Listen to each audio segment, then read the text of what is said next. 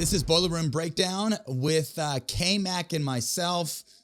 This is from Redrock. B. Long and I playing our finals against Dekel Bar and famous CJ.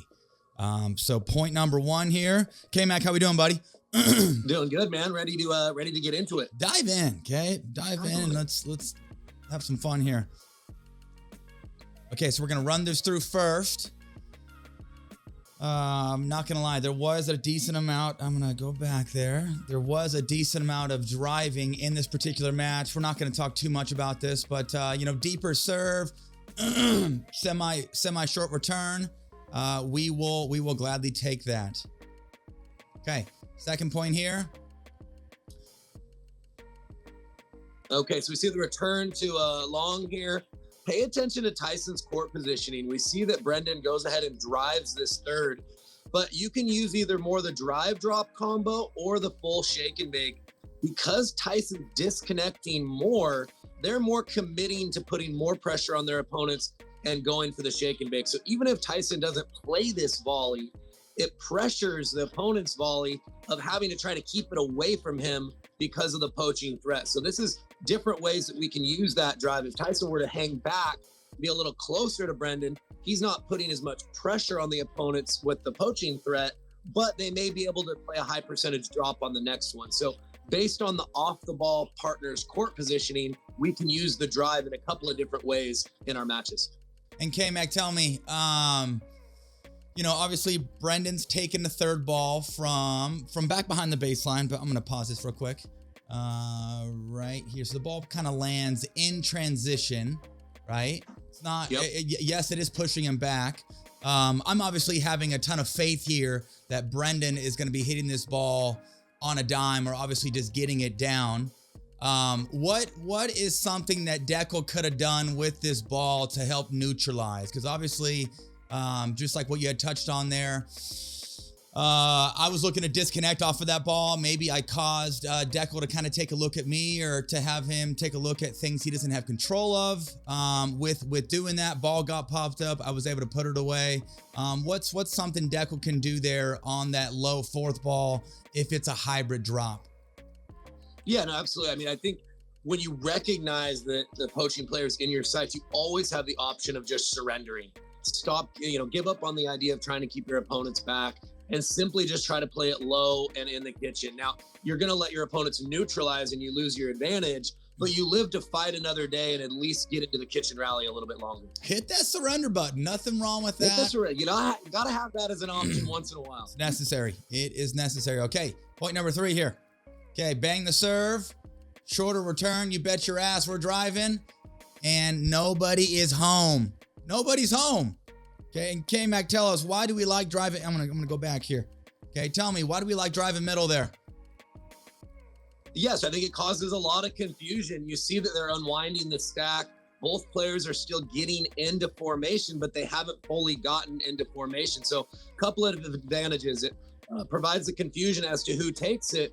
But even if they do take it, you're putting yourself in front of the ball. So it puts you as the partner more likely to be in the play, more likely to get your hands dirty and make some of those volleys. Now, interesting if we look at Brendon's court positioning after the drive. The previous point that we looked at, when you fully disconnected and he was driving from near the baseline, he drove and then he split step right away, allowing you to be the poacher.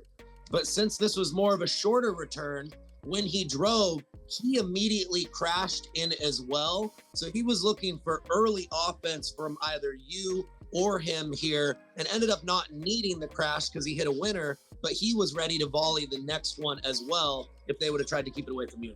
I like it. We can drive and use it as a combo, or drive and look to address and assess, or just like what K-Mac mentioned there, if it's short and looking to be punished, bang, drive that thing, keep your weight going forward, keep that next volley short, and you can look to close off of that drive. But no, it came back just like what you had mentioned there. As they're unwinding, yeah, he could have gone line, but if he goes line, CJ can swing and kind of use it as a swing and volley and go cross court with it. He's actually known to hit that pretty well. You know, and I think with CJ still moving, Dekel's kind of getting established in the middle. I think middle is the best option there. Hey, drive. There's the combo. Yep.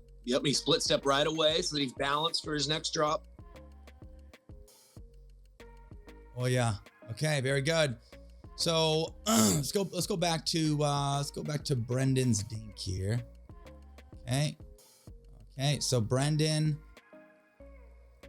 is hitting more of that pressurized dink as we like.